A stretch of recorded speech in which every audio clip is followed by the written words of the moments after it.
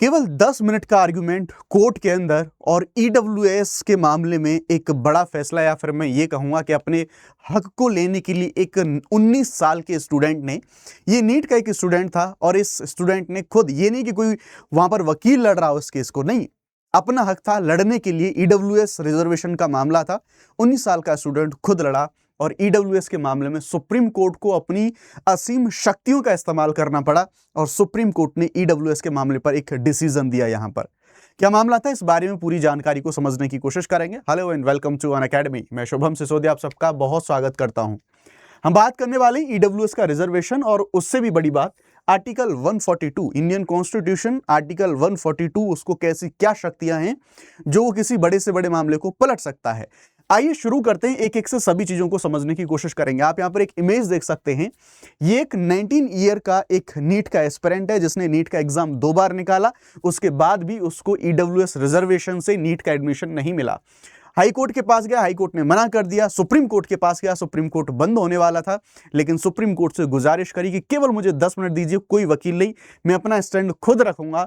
Supreme court ने बात सुनी और ईडब्ल्यूएस के रिजर्वेशन पर ये इसके पक्ष में फैसला दिया जो कि लॉ ऑफ द लैंड माना जाता है, उन शक्तियों का इस्तेमाल करके।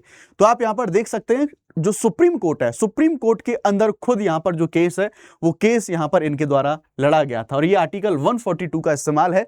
142 का इस्तेमाल हमें यहां पर देखने को मिलेगा। नाम था इस व्यक्ति का, इस लड़के का नाम था यहां पे अथर्व चतुर्वेदी, जबलपुर एमपी से बिलोंग करते हैं।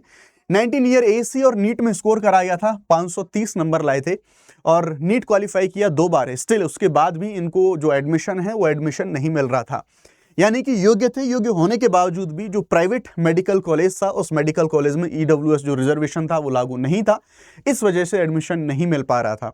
550 अंक लाने के बाद भी एमबीबीएस के लिए सीट इनको यहां पर नहीं मिली थी और यहां पर जब ये हाई कोर्ट के पास गए तो जो मध्य प्रदेश हाई कोर्ट था उसने इनकी याचिका को डिसमिस यहां पर कर दिया था, यानी कि पहली बार कोर्ट के पास पहुंचे, हाई कोर्ट के पास, तो वहां पर कोई भी उम्मीद कैसी भी नहीं थी। लेकिन बंदा इतने पे नहीं रुका, बंदा सीधा पहुंचा सुप्रीम कोर्ट। और सुप्रीम कोर्ट में ये नहीं कि कोई वकील किया हो या फिर किसी की कोई मदद ली हो, नहीं, खुद ही बंदा सुप्रीम कोर्ट पहुंचा, हार नहीं मानी और सीधी सी जो स्पेशल लीव पिटीशन है उसको दायर करा सुप्रीम कोर्ट के अंदर और खुद ही अपना केस लड़ने का जो फैसला है वो फैसला यहां पर करा। सुप्रीम कोर्ट ने पूछा ये बताओ तुम खुद केस लड़ोगे? हाँ बोला कि मुझे बस 10 मिनट का, और ये टाइम ऐसा था कि सुप्रीम कोर्ट बंद होने वाली थी। इन्होंने कहा कि केवल 10 मिनट का समय दीजिए, संविधान ने मुझे अधिकार दिया है, जो संविधान ने मुझे रिजर्वेशन दिया है वो रिजर्वेशन मुझे नहीं मिल पा रहा है। अब सुप्रीम कोर्ट के जजेस थे वो इतने ज्यादा कन्विंस हो गए इस बंदे के आर्गुमेंट से, उन्होंने कहा दोस्त तुम गलत लाइन में हो, तुम डॉक्टर वॉक्टर मत बनो, तुम्हें वकील बनना चाहिए। इतना जबरदस्त आर्गुमेंट करते हो कि तुमने सुप्रीम कोर्ट को भी अपनी बात रखने के लिए मनवा लिया, उनको इन्फ्लुएंस करा। तो उन्होंने एंडिंग में इस चीज के बारे में यहां पर बोला। उसके बाद सुप्रीम कोर्ट ने अपनी शक्तियों का इस्तेमाल करा आर्टिकल 142 के तहत। सुप्रीम कोर्ट के पास एक असीम शक्तियां होती हैं कि भले ही देखो सामान्यतः ये होता है कि पॉलिसी मेकिंग का जो काम है लेजिस्लेचर और आपका जो एग्जीक्यूटिव है उनके पास में ये शक्तियां होती हैं, पर पूर्ण न्याय प्रदान करने के लिए अंडर आर्टिकल 142 सुप्रीम कोर्ट के पास ये पावर्स होती हैं कि वो कोई भी फैसला दे सकता है, कोई निर्देश दे सकता है और उसके द्वारा दिया गया जो निर्णय होता है वो लॉ ऑफ द लैंड होता है, यानी कि एक कानून की तरह पूरे देश के अंदर लागू होता है, पूरी तरह से लागू यहां पर होता है। कंप्लीट जस्टिस देने की शक्ति यहां पर हमें देखने को मिलेगी और इन्हीं शक्तियों का अपना इस्तेमाल करा इस केस के अंदर सुप्रीम कोर्ट के द्वारा। यहां पर जो पॉलिसी डिले का खामियाजा था कि देखो ये जो बच्चा था इसको क्यों नहीं मिल रहा था जो रिजर्वेशन था, क्यों? क्योंकि ईडब्ल्यूएस रिजर्वेशन के लिए अलग अलग राज्यों को नोटिफाई करना होता है, अधिसूचना देनी पड़ती है। यहां पर इस राज्य ने नोटिफाई नहीं किया था, अब राज्य की गलती, पॉलिसी डिले है, जो बच्चे हैं स्टूडेंट हैं वो इस चीज को क्यों भुगतेंगे?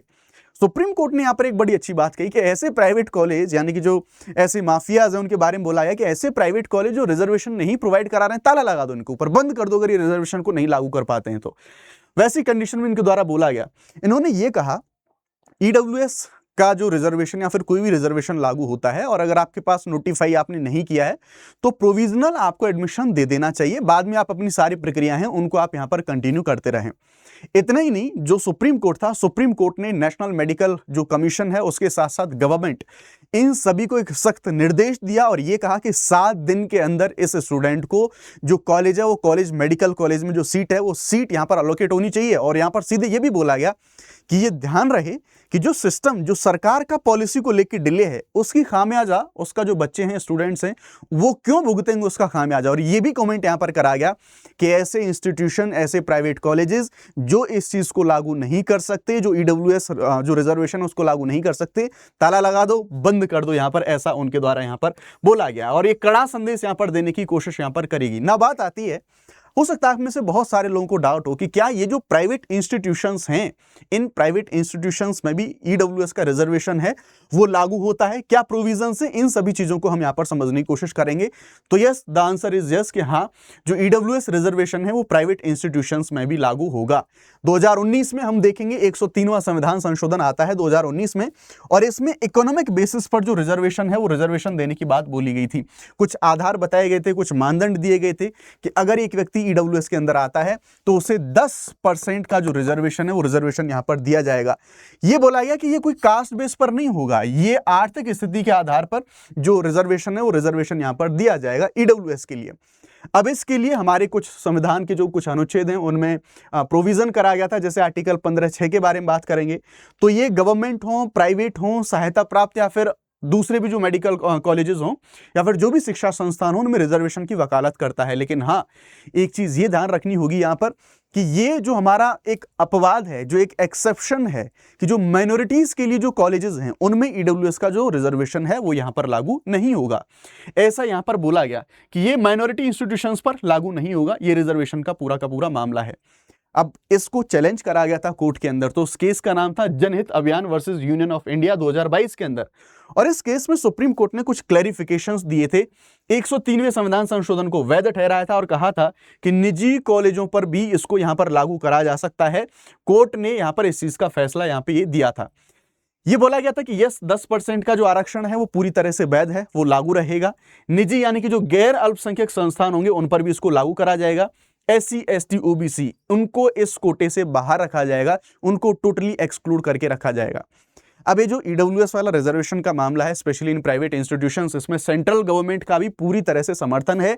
केंद्रीय विश्वविद्यालय की बात करें, एम्स की बात करें, राष्ट्रीय संस्थान की बात करें, नीट की ऑल इंडिया जो कोटा सीट है उन सब पर लागू होता है। डिले क्यों होता है? डिले इसलिए होता है बिकॉज कई बार जो राज्य हैं वो अपने राज्य में नोटिफाई करके नहीं रखते और जो स्टूडेंट्स हैं उनको वहां पर प्रॉब्लम होती है। तो ये इन सभी जगहों पर लागू है।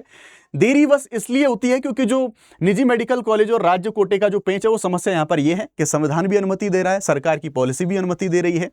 दिक्कत केवल ये है कि इसको लागू करने के लिए जो स्टेट्स हैं, जो राज्य हैं, उनको एक नोटिफिकेशन जारी करना पड़ता है, एक अधिसूचना जारी करनी पड़ती है, उसी के ऊपर चीजें डिपेंड करती हैं। कुछ राज्यों में ये लागू होता है, लेकिन कुछ में जो प्रोसेस है वो प्रोसेस अभी कंटिन्यू हमें यहां पर देखने को मिल रहा होता है।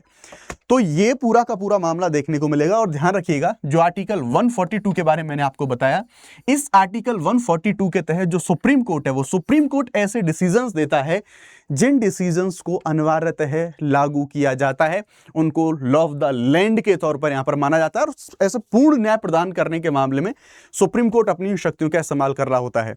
अब अनअकैडमी के जो प्लस कोर्सेज हैं उनके साथ आप प्रिपरेशन कर सकते हैं। 17,999 में आप जो अपनी प्रिपरेशन है उसको कंटिन्यू कर सकते हैं।